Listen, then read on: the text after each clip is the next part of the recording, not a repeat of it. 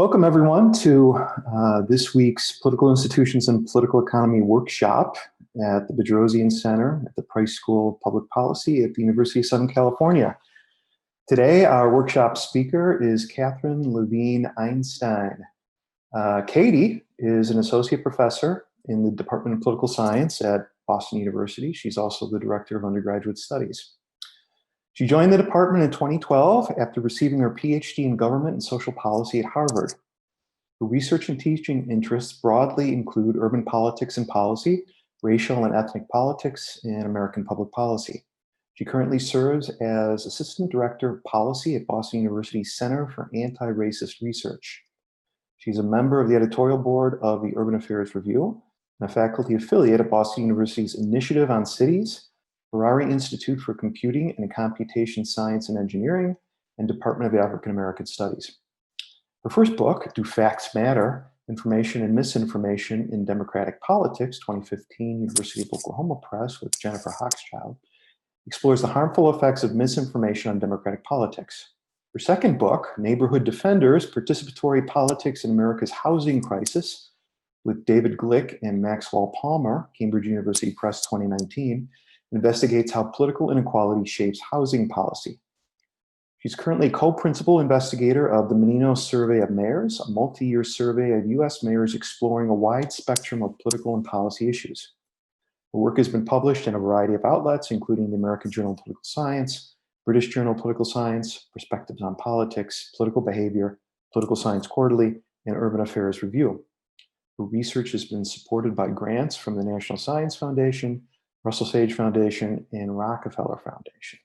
And today, Katie is going to be presenting some co-authored work with Glick and Palmer. And as she mentioned just a minute ago, this is new research. So I turn it over to Katie. So I'm really to be here today and share this work. And as I mentioned earlier, for folks maybe who didn't hear, this is really brand new work. And so one of the things that we're excited about is because it's very much in progress.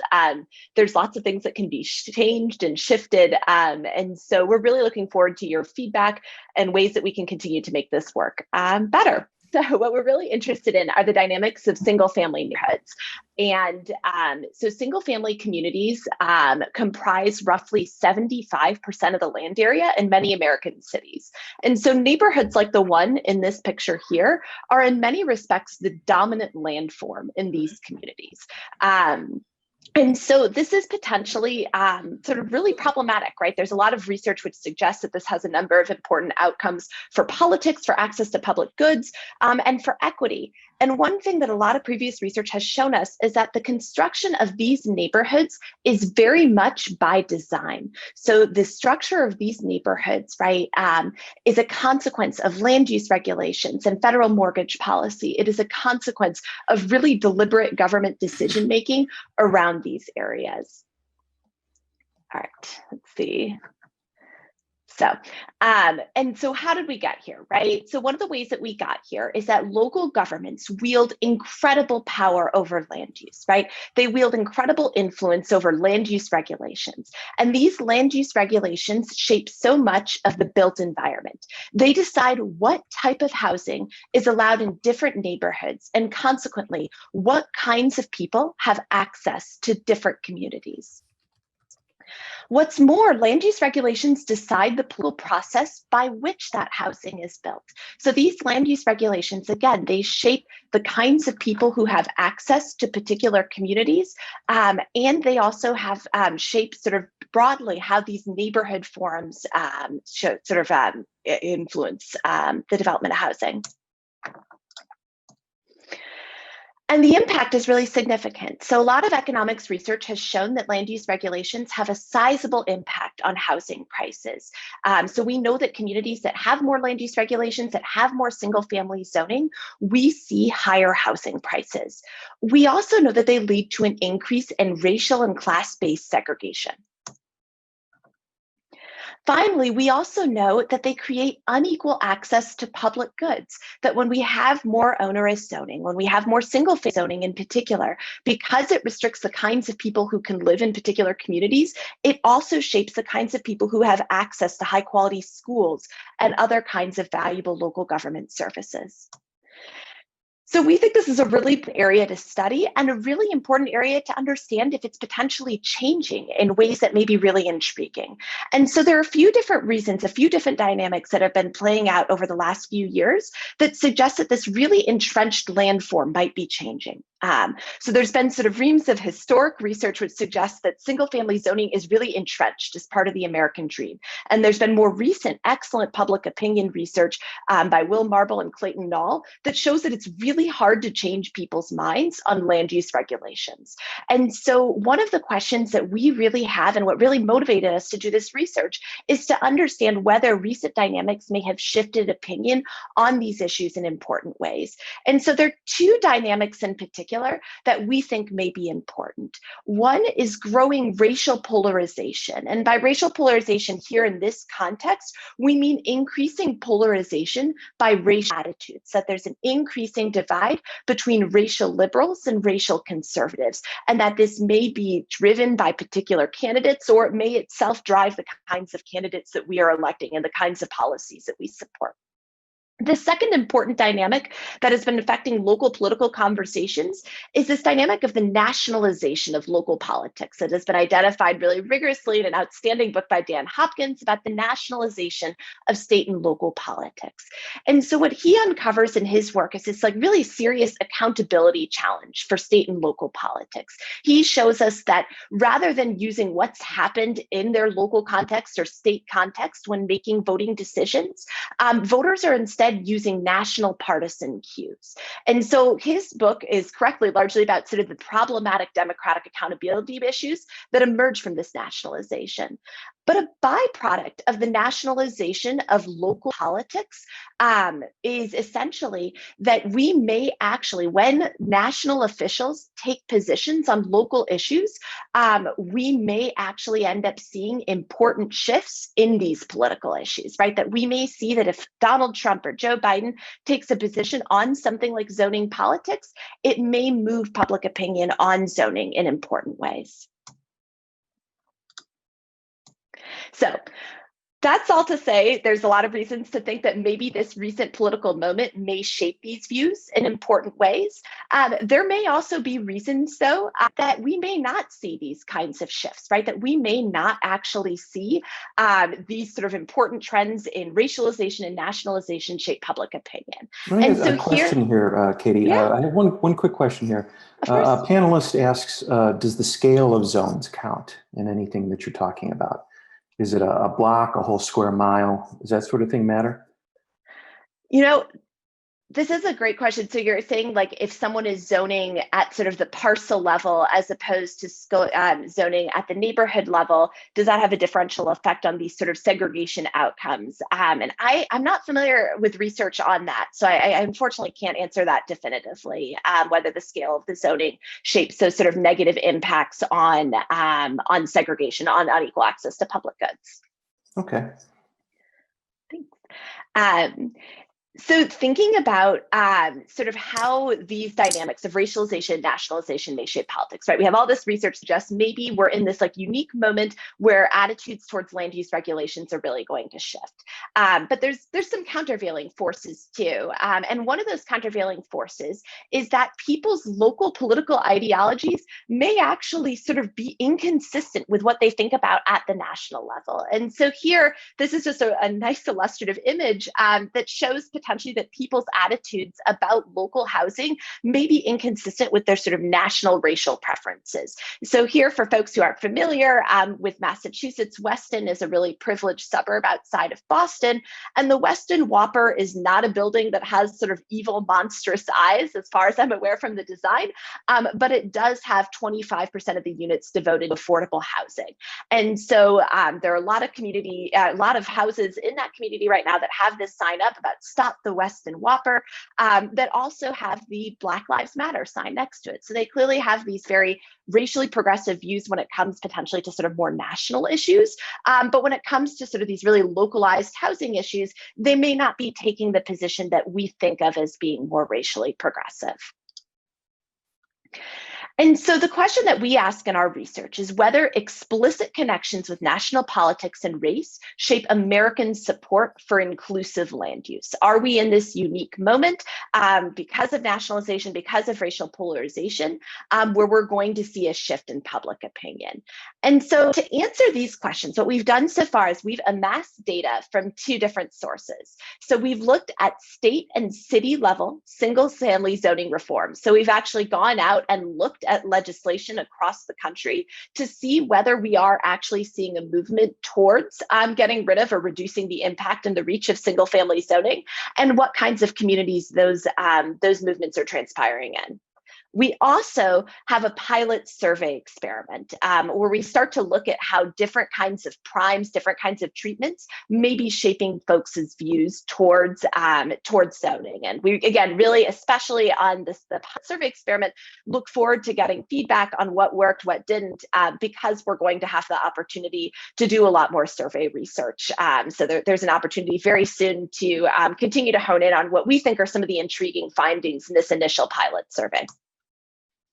Right. And so first, for folks who aren't familiar with this, a lot of people, a lot of activists in the housing world, I should say, have started to turn their attention towards this movement to end single-family zoning in 2018. When Minneapolis started, and they ultimately succeeded in 2019, they started a political movement and became what many newspaper stories have described as either the first American city or the first large American city to entirely do away with single-family zoning. And so what that means in the city of Minneapolis is there are no neighborhoods that are exclusively reserved just for detached single-family homes. You can build, at least in theory, a triplex, so 3 units, anywhere in the city of Minneapolis. And the movement that really supported this, and this is the reason I'm showing these signs here, is this movement called Neighbors for More Neighbors. It organized, worked closely with supportive city councilors, with supportive urban planners to push for progressive zoning reform.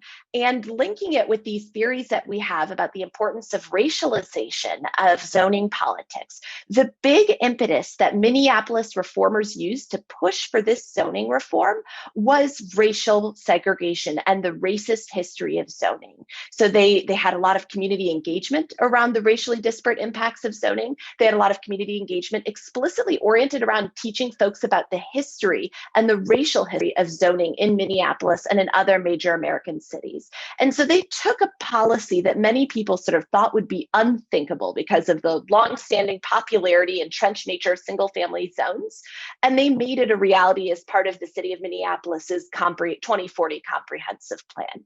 And so sort of one question we had after sort of seeing the Minneapolis story and seeing Oregon, the state of Oregon implement something shortly afterwards, we wondered, is this an isolated movement? Is this something that's happening in Minneapolis? Is it just happening in Oregon? Or is this something that's happening in a lot of other places? And so what we did is we started with just a state level analysis. So we collected information from all 50 states and looked to see whether, looking at newspaper accounts, looking at government meeting minutes, looking at legislative records to see whether there had been any proposals around ending single family zoning. And so we used many different search terms, including abolishing single family zoning, eliminate single family zoning, and things like duplexes and triplexes everywhere. So we tried to, in apartment bans as well. So we used different terms to try to get at whether states were looking to preempt local zoning and get around single family zoning. And so what we have found is that 2 states in the United States have effectively gotten rid of single-family zoning for large numbers of their communities. So Oregon did this in 2019, and Vermont actually did this even more recently. So we have 2 states that have successfully enacted these reforms. We have 3 other states, California, Nebraska, and Virginia, that have attempted and failed to pass these reforms. And we have a few other states, Washington, Minnesota, and Maryland, where reforms in this vein are sort of in progress right now, maybe either stalled, sent over to committees, right? So a large number of states in relative terms, given sort of where the politics of single family zoning were even 10 years ago, are seriously considering sort of moving around at getting rid of single family zoning. Katie, one question here. Gary Painter, who's an urban economist here at USC, asks, how do you handle accessory dwelling unit laws? In California, some argue that this has eliminated single-family zoning. So this is a really great question. It's actually something we thought a lot about, is sort of how do we count ADU regulations, right? Because ADUs in one accounting sort of effectively do get rid of single family zoning by allowing folks who have a single family zone to put in an accessory, or single family home, I should say, to put in an accessory unit in that home. And so that is certainly one fair interpretation, that states like California that have passed ADU laws have effectively gotten rid of this. We chose not to include ADUs in this first pass, though we're definitely persuadable on this point that we should potentially expand the universe to think about ADUs. And what we really wanted to get at was whether places were allowing duplexes or triplexes everywhere. One of the tricks with ADUs is that in a lot of places, there are significant restrictions in sort of whether you can build an ADU, and they're also not financially feasible in a lot of places. So what a lot of research around accessory dwelling units shows is that places will make them legal, and then we don't actually see all that many get built, in part because the financing doesn't really make sense unless you're sort of in a very specific situation. You're an older property owner looking to get help with your property taxes. Maybe you want your in-laws or some sort of live-in help to come with you. So there's very specific circumstances where we see ADUs emerge, but they haven't, at least in a lot of communities. Again, this isn't everywhere, but in a lot of communities, when those ordinances passed, we don't necessarily see huge changes in the housing landscape. But I think we're definitely persuadable on the ADU question. Yeah, cool. All right. So thinking about, again, one of the things that stood out to us was the really high percentage of states that have thought about this issue, right? That we showed in our data, something like 18% of states have at least weighed getting rid of single family zoning in some capacity. And what's more striking to us in some ways is like the variety of places, that it's perhaps not surprising given their housing crisis that California has at least tried to get rid of single family zoning, or other West Coast states like Oregon or Washington. But one that at least stood out to me in going through some of these legislative records is that Nebraska was actually sort of sharing concerns that would not be particularly surprising to like a legislator in California. That Nebraska was also emphasizing these so-called middle housing concerns, that we have these missing middle of in terms of housing, where we're not producing things like duplexes and triplexes and fourplexes. We produce either large apartment buildings or single family houses. So moving to the city level, we find sort of similarly, a reasonably high percentage of cities, again, contextualized in this broader universe where single family zoning is really entrenched, that have thought about getting rid of single family zoning. So we find cities like Minneapolis and Seattle that have abolished it. In the case of Seattle, in a large number of neighborhoods, they got rid of it in 27 neighborhoods. And so there was a big movement after 2018. Almost all of these ordinances actually followed Minneapolis's successful effort to get rid of single family zoning. We highlight one important exception, which was really intriguing to us, which is Grand Rapids, Michigan, which actually got rid of single family zoning back in 2007, again, oriented around these questions about missing middle housing. They were not sort of their primary interest, at least in sort of the campaign that they used to abolish single family zoning, was not oriented around race or nationalization. It was oriented around this concern over missing middle housing. And so just taking away this broader research, right? So there was a big variation in strategies when we did our preliminary look to see sort of what kinds of language legislators and activists used to support their policies. Some places organized really high profile campaigns around race. So Minneapolis and Oregon stand out in this regard, and sort of really explicitly orienting their movement around single family zoning, thinking about its racist history. Others centered on what's called missing middle housing. So Vermont, Nebraska, Grand Rapids are all examples of places that really oriented it around just not having housing that meets the needs of sort of middle class people, and that we needed to be producing more of this kind of housing, both to serve those needs and also to create more walkable communities. That's sort of the other reason a lot of policymakers endorse these kinds of programs.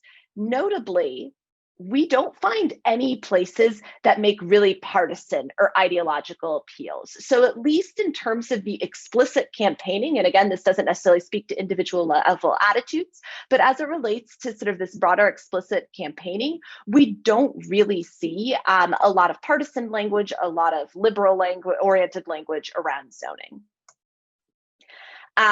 One other piece that we wanted to flag is that we see these campaigns in a variety of places. So we see them in places like California and Nebraska. We also see them in more affluent communities as more disadvantaged communities, right? So we see them in San Jose and Grand Rapids, right? So this is something that's happening in a wide swath of the country and is affecting a lot of different areas.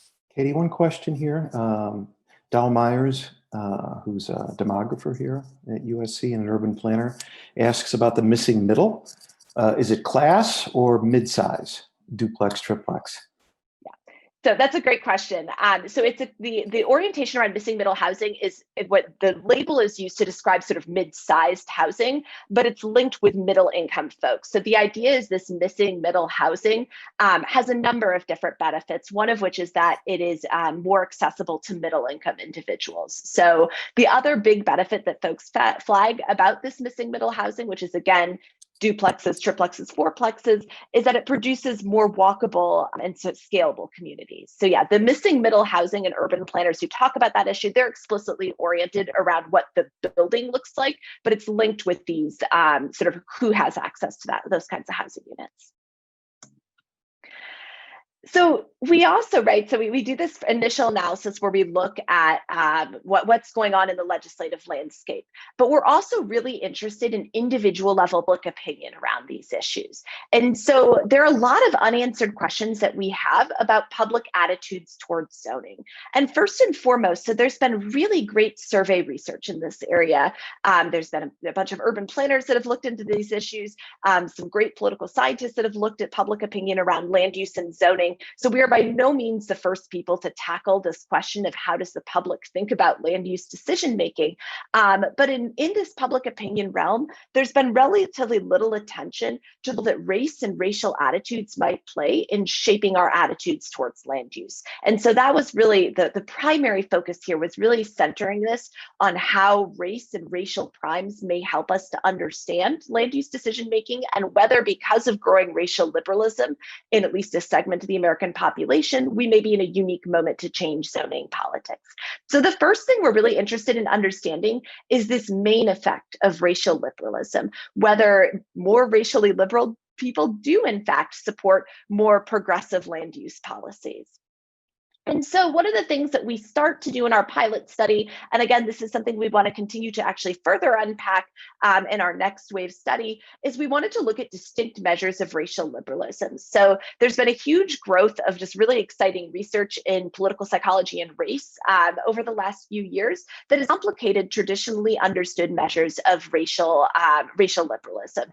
And so two of the new measures that we were really interested in sort of comparing and thinking about in this study were measures of white guilt, whether white people feel guilty about their position in the racial order, and whether white people recognize systemic racism.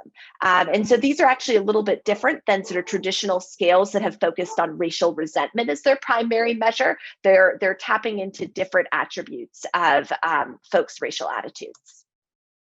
So we're interested in this main effect of racial liberalism. Just does racial liberalism predict more progressive attitudes about land use? We're also interested in the effects, whether the effects of a racial prime vary by racial liberalism. So we want to understand whether, when, like in say Minneapolis, people who are campaigning around single-family zoning present information that explicitly links land use with race, whether that shapes folks' views, and whether it has a different effect on you depending upon whether you're a racial liberal or a racial conservative. Similarly, we also want to understand the effects of partisan primes and whether those partisan primes vary by partisanship and by ideology. And again, there's the great research by Dan Hopkins and many, many other folks that shows that these kinds of national level identities can really permeate local politics. And I'll show you guys in a minute, there's also sort of good real world reasons to really want to unpack how what national political leaders say about zoning may shape individual level views and whether those effects differ depending upon your own ideological or partisan background. Right. So the reason we think that this partisan side is really important as we think about sort of real world implications is because President Trump, over the 6 months, has taken a series of just very public stances, sort of surprisingly public stances for a federal official, you might say, on zoning specifically. And so here's just a sampling of some of his tweets on the topic. And we actually borrow some of this language pretty directly in devising our survey treatments. But Trump really emphasized in multiple tweets this, quote, suburban lifestyle dream that is oriented around having sort of preserved suburban neighborhoods that are not affected by, in this case, federal legislation that was designed to try to make cities and towns adopt more inclusionary zoning. So the Obama-Biden affirmatively fair housing rule essentially tackled exclusionary zoning or attempted to do so in a lot of communities. And so Trump was essentially saying in these tweets that he wanted suburbs to be able to control their own land use and stop, as he put it, lower income housing from ruining property values in these communities. And so part of what I think we are excited about in this research is it really sort of mimics what's going on in the real world and the kinds of primes that folks may be getting about land use politics. So it really tests how real world dynamics may be reshaping how people think about this incredibly important topic. So how do we do this? We get a nationally representative Qualtrics sample. And one of the things I want to caution folks here, because it's 2020, our survey outfit actually messed up. And so we have a lower number of observations than what we had planned. 562 was not the number we were shooting for. It's one of the reasons we're getting another survey in a few weeks. But what this means is some of the graphs I'm going to show you have really wide error bars. And so we have big coefficient estimates. And so we're not necessarily able to say a whole lot with precision with some of the survey results I'm going to present. So we take all of the evidence I show you today as preliminary, and we hope that this is still helpful and illuminating to you all. And we're really looking forward to your feedback on sort of what works and what doesn't in these questions, that as we're able to increase our number of observations, we can say something with a lot more precision about the dynamics here. I also want to flag, we're presenting mostly just basic treatment effects without a lot of controls here, sort of trusting the randomization, but all of the results that we present here remain substantively similar when we control for a bunch of different demographic characteristics like gender, age, education, what kind of community you live in, and home ownership status. All right, so our control condition, right? So this is just sort of the basic, it helps you get both the treatment, right? Is just how much do you agree or disagree with the following statement? The community I live in should look into changing existing zoning regulations to make it easier to build multifamily homes like condominiums or townhouse. So we just ask folks this basic question, and we look at their attitudes on relaxing zoning in their communities to allow for the construction of more middle housing, right? Missing middle housing. So then in a series of conditions, we present sort of additional information about land use, right? So in this control condition, we're just like, where it's very basic. We're just like, what do you think about land use in your community? Should we make it easier to build this type of housing? But in each other condition, we provide like a little bit more context for land use. So in the systemic racism condition, we provide a lot of language that talks about how these kinds of zoning issues have been connected with systemic racism, and that this is backed by scholarly research and bigger historical topics, right? So in one condition, we want to understand whether priming folks with an understanding of systemic racism in zoning shapes their attitudes. In the local suburbs threat condition, we actually just want to get, and you'll see in the nationalized condition, we just want to get a sense of whether just a localized threat to the suburbs shapes folks' attitudes. So we just ask people a basic question. Some have argued that changes would be dramatic and could destroy the suburbs as we know them. In the nationalized condition, we attribute these words to President Trump and other prominent Republican politicians. And as you saw from these tweets, that's a sort of real condition. This is something that Republican politicians, including the president, have made public statements about. We also have this suburban lifestyle dream condition, which again links a statement to President Trump and other Republican politicians.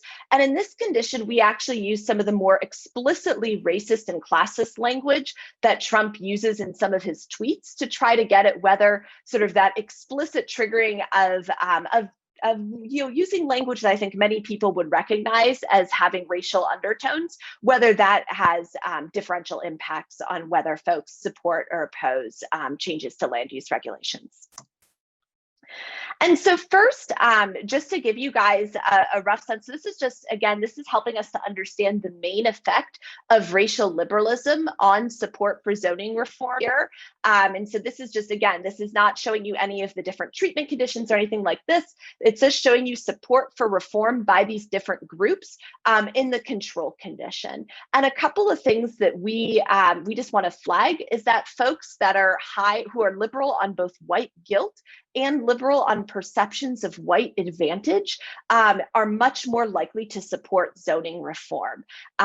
Importantly, we don't actually see really any sort of difference between Democrats and Republicans in the control condition. So at least when there's no partisan primes on this, and this is consistent with other public opinion research, is that we don't actually see big partisan gaps on this really local politics issue. But we do intriguingly see some differences by racial liberalism on this local political issue.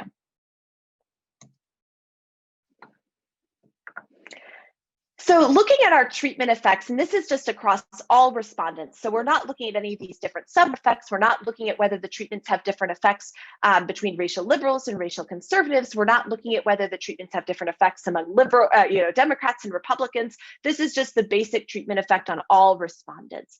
And what we find is that for all respondents, there doesn't seem to be a whole lot there, right? That we don't actually see a sort of sizable effect of any of these treatment conditions. None of them are statistically significant from zero. And even if we take into account the sort of really large confidence intervals that we have to deal with, we have a sort of situation where we don't really see really any kind of patterns when we look at all respondents. So when we start to disaggregate by racial liberalism, we see what we describe as suggestive and intriguing patterns that we hope to be able to further nail down as we get more survey respondents and as we're able to shrink those confidence intervals and have more precise evidence, as we have cell sizes that are more reasonable. But the suggestive evidence here, a couple of things stand out to us. The first is that our white guilt and white advantage measure appear to be behaving differently, that people who are liberal on white advantage are actually a different subset than people who are liberal on white guilt. And so it I think really confirms a lot of the research in racial political psychology that suggests that we need to be looking at different measures of racial liberalism to understand sort of these different dimensions. And I should flag here, all of these results are just for white respondents when we're looking at these racial liberalism measures. So we've just subset these results for white respondents. One intriguing pattern that we observe, and we honestly do not have a compelling explanation for, and you'll just pop up again in our partisan splits, is folks who are conservative on white advantage appear to actually increase their support for zoning reform when they're in the local source threat condition. And this is, again, something that pops up when we look at Republicans. And so that's one intriguing pattern that we want to continue to explore. The other place where we, again, see something that's suggestive, and we suspect that as we get more data and are able to sort of shrink the confidence intervals, we'll have more precision on, is in the national suburbs threat condition. It looks like folks who are liberal on white guilt increase their support for zoning reform. And so again, that's the condition where Trump explicitly highlights a threat to suburbs. And so it's somewhat suggestive evidence that Trump has this sort of effective racializing policy.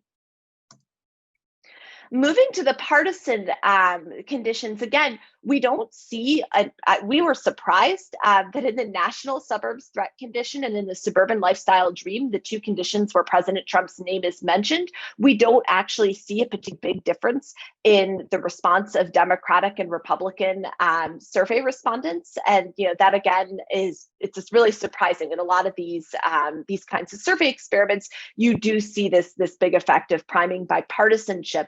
The one place where we do see potentially some suggestive evidence of a partisan split is again in this local suburbs threat condition, where we see that Republicans appear to be more likely to support zoning reform relative to Democrats when they're in this local suburban threat condition. Looking at home ownership status, because there's reams and reams of political science and economics research that suggests that homeowners have really distinctive attitudes about land use, and they have a powerful incentive to keep land use policy really restrict their communities to protect their investments in their neighborhoods, right? So there's a lot of reasons to just expect at baseline homeowners to be really opposed to more liberalized land use reform. And we find that in response to the suburban lifestyle dream prompt, that folks who are non-homeowners appear to be less likely to support multifamily housing relative to homeowners, who appear to be more likely to support multifamily housing in this sort of extreme race and class-based prime. And so again, that's intriguing and something that we want to keep unpacking, is sort of whether there are particular conditions where you can actually activate homeowners to support more permissive zoning reform. And finally, looking at urban and suburban differences, we don't see a whole lot of heterogeneity by where people live and how they respond to these different treatments, which again, may be surprising when we think about these sort of explicit threats that are rooted in suburban or urban residents. So just to summarize key findings, what we uncovered in our research is a small but growing political movement to reduce the reach of single-family zoning, and that racial liberals are a really important part of this coalition. It does look like racial liberals, both on the white advantage and the white guilt measure, are more likely to support making it easier to build multifamily housing in communities, but that the public actually looks like it's largely not terribly movable in the face of appeals that are designed to prime salient racial and partisan identities, that we don't see a whole lot of movement on appeals. And this is, to us, striking given the moment that we're in on sort of a nationwide reckoning with systemic racism, given national conversations about housing, about inequality. So just to give you a sense of where we're planning to go and where we want to take this research, and again, we really welcome feedback and suggestions on ways we can continue to improve this. First and foremost, we're doing a second survey. We're increasing the sample size. We're going to include a full battery of white guilt and white advantage measures. We also are thinking about including additional dependent variables. So our dependent variable here was about market rate missing middle housing. And so we've thought about adding potentially some dependent variables around fair housing legislation or subsidized housing. Finally, we're planning to collect detailed campaign data, single family zoning. So you saw our maps there, which show the places that have either passed this or failed to pass this. Right now, we're in the process of collecting information from social media accounts, public meeting minutes, and meeting accounts to really get a sense of what is happening on the ground in those places, and the extent to which race-based appeals or other kinds of appeals are being used by activists and by policymakers to promulgate these policies. So thank you so much for having me here. And maybe I'll keep my slides up in case people have specific questions about the slides. And I look forward to your questions. Okay, Katie. Anyone, if you have a question, you could raise your hand and let me know, and I'll let you, I'll hit the allow to talk button and ask you to, you could give it yourself, or you could write it in the Q&A box and I could read it. Katie, one question: how big was the intended sample? So we were planning to get over 1,000 respondents in the first hit, okay. So we would have had double the number. And you said Qualtrics screwed it up. Can you say anything more about that? No. It's being resolved, but we're going to have more respondents soon. Okay. Ben, did you want to ask your question, or I could read it? I've unmuted you if you want to ask yourself. You're free to read it. I think it's fine. Okay. Ben asks, a somewhat I'm sorry, a somewhat messy question. Does it matter how long a place has had a certain zoning framework?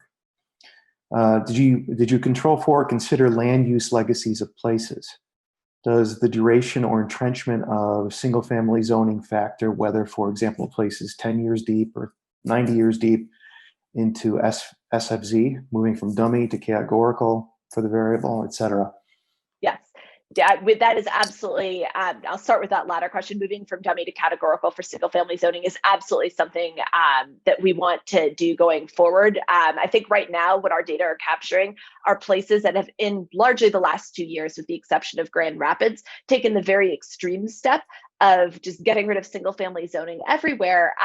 But I think it's really useful to flag that there's lots of places that have taken much more gradual steps towards, say, upzoning their central business districts, or maybe upzoning particular neighborhoods, while leaving others with more exclusionary land use. So we think it's really interesting and notable that there are places that have just decided to do this for the overwhelming majority of the city. But we do think we also need to capture places that have taken more gradual steps as well. I think the other question, doesn't matter how long a place has had a certain zoning framework. That's something that we're planning to look into, but my intuition is it almost certainly does. And when we think about the places, going back to those maps, if I can do it in an elegant way, this PDF is so slow in this format. But one of the notable things to me is that we aren't seeing a whole lot of success in the Northeast at getting rid of these zoning regulations. And as a Massachusetts resident, seeing how far behind the very liberal state of Massachusetts is on basic zoning reform is, to me, I think, really indicative of the fact that places that have these really old land use patterns and then older zoning ordinances are going to potentially have a harder time undoing those kinds of policies. But yeah, that's a great question. I think something we're absolutely looking into is thinking about sort of making our variables more, at least categorical, if not almost continuous, thinking about zoning changes in these communities. Any follow-up, Ben?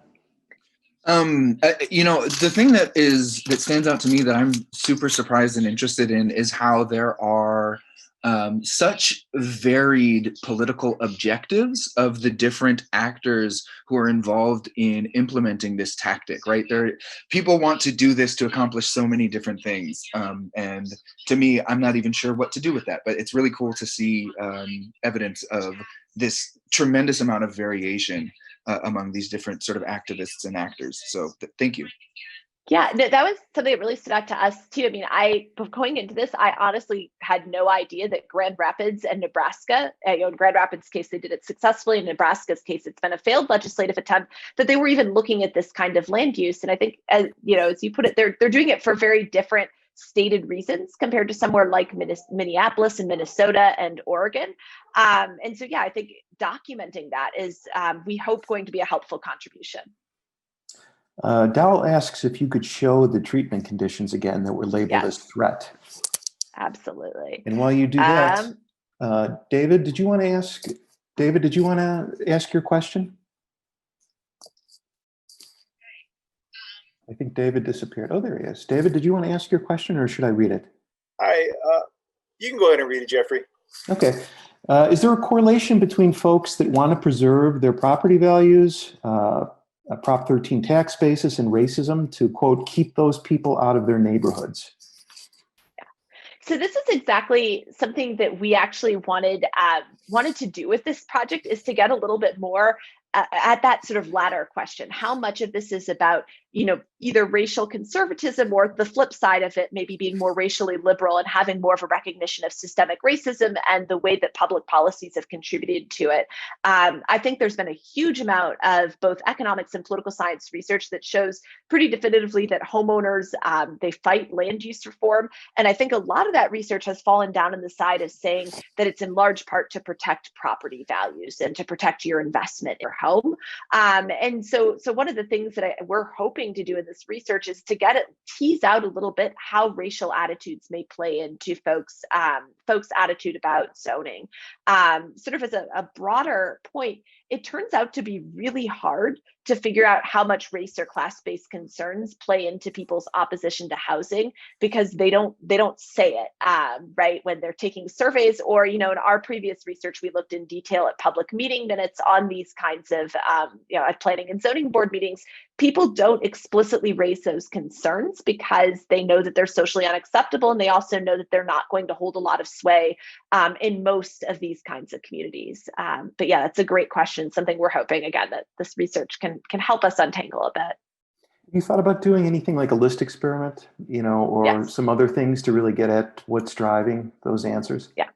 Absolutely. No, that's another sort of option on the table potentially for follow-up survey research, is thinking about a list experiment where we look at sort of describing potentially either different housing projects or different land use regulations, and really trying to think about teasing out that sort of subtle racism. Okay, Dal, did you want to ask any question related to the threat condition at all? I've unmuted you. Thank you.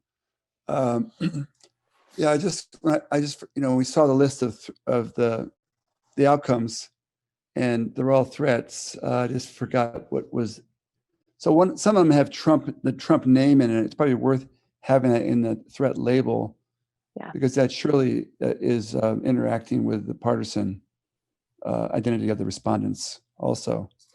I mean, yeah, the really, I was going to say, the shocking thing to us was that if I just go over here, the one where we see the biggest partisan effect is the local suburbs threat, which is the one where we don't mention Trump. And so that was, again, we want to unpack that more in the follow-up survey, because I don't have a particularly compelling explanation for why the partisan split would pop more in that particular condition, and actually seemingly lead Republicans to be more supportive of zoning reform. But when we look at the national suburbs threat condition, which is the one where Trump is explicitly mentioned, we do see a little bit of a partisan split in the way that you would expect, where Democrats are more likely to support the anti-Trump position, and Republicans look like they're a little more likely to support the pro-Trump position. Though again, the error bars there are really wide. Well, yeah. So the local threat is always more salient. So I guess that you're going to get stronger responses. But you're right. In fact, again, you need a bigger sample to be sure, right? Yeah. I was most confused about the last one, the suburban lifestyle dream, which is not a threat, but is a promise. That one was the so law. it's kind of, I think, here I'll show. I can pull it up if my PDF cooperates. There we go. It's a nationalized dream then too. Yeah, so it's nationalized, and it's still very much a Trump, but we think this one, it uses such explicitly racist and classist language. So it's really, in some ways, it's more of an overt threat along those lines. So vague though, because it comes down to not financially hurt, and there are a lot of offsetting, opposing ideas in here that just wash out, I think, because it's too long. It's too long a prompt. I don't know what people focus on. If it's so yeah, that's helpful. I'm not sure helpful, and maybe either. maybe in the follow-up we should shift it. Yeah, this is always the risk when you use real politicians' language, is maybe we aren't able to sort of say which part of Trump's language around zoning is really either shaping or having no effect on people's attitudes. Yeah, and that last phrase probably is either the one they're reacting to or the one they're ignoring. I don't know which way it is. Yeah. It's hard to interpret what that dream would be. Okay, Marissa, did you want to ask your question, or I could read it? I've unmuted you. Yeah, thanks so much. I really appreciate this talk. It's been so nice, and I'm curious. I've been thinking a lot about. A book just came out on fair housing, perspectives on fair housing, and there's a great chapter on queer and trans access to housing. And so, considering also how heterosexist planning, the history of planning has been and continues to be, I'm wondering if you break down any responses by gender minorities, by sexual orientation, and intersections thereof with racial identity as well.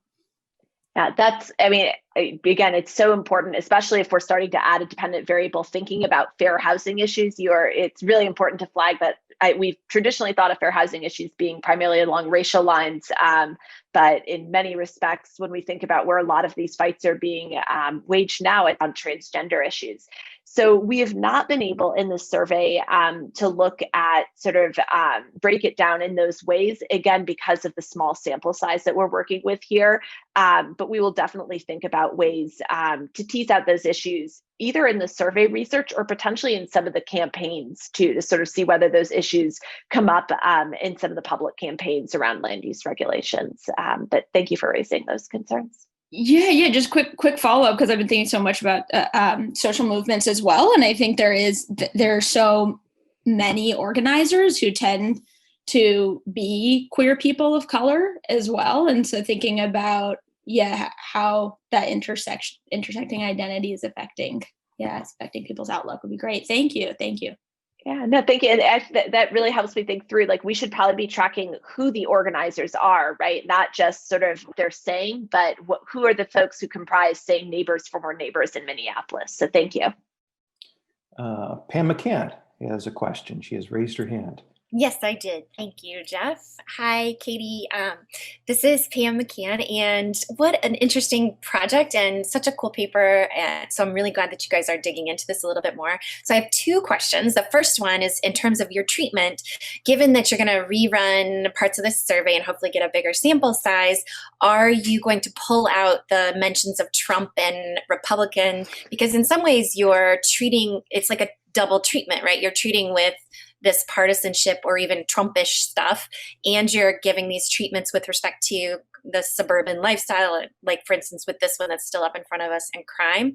Have you thought about sort of pulling out the politician stuff and priming it differently or not? So that's my first question. And the second question is, are you worried about sort of interaction with actual local stuff going on and whether that's impacting what you're finding? Yeah. So, this is, I'll start with that second question, because I think this is one of the real challenges. I mean, it's a challenge with a lot of survey research, but especially when we think about survey research around housing development. So a lot of previous survey research around housing development has actually asked people about specific housing projects. Like, how would you feel if someone proposed a 4-unit apartment building next to you? And the problem, those studies, I think, contribute a lot to our understanding of housing development and how people think about it. But one of the challenges with that kind of research is that a 4-unit housing development being put next to you means something really different if you're in a suburban area or a rural area than if you're in like Midtown Manhattan, right? That sort of where you live is going to shape the reasonableness of something being proposed and how big of a change it would be. But I think the second point you raised, related point to this, is that if you're in the middle, if you're in Weston right now and you're really worried about that Weston Whopper that I used at the beginning of the talk, then maybe when you're thinking about this, suburban lifestyle dream, what's going on in your local housing politics may shape your views in some ways too. And so that's something useful for us to think through a bit more. With regards to whether we want to keep President Trump in there, we're still really interested in getting more precise estimates on this nationalization question and whether zoning politics get nationalized. But I do agree that it's sort of tricky having Trump in there with the suburban lifestyle dream. We're essentially testing two things there because we have Trump and all the suburban lifestyle dream language in there. And I do also wonder, as we approach the end of the Trump administration, we're issuing the survey in the next couple of weeks. And so he will obviously still be president, but we are running out of time where he will sort of be a super prominent national figure for this kind of survey research. Okay, any other questions? Got my eye on the hands and the Q&A. David Diegas followed up just by asking how people can follow up on future research that Katie and her team do. I think you have a pretty active website, right? We do. If I scroll down in the world's slowest PDF, I'm sorry my full screen didn't work because it's taking forever. We do have a website where once we haven't posted this paper yet because it's still very much a work in progress and because we had the small sample size issue.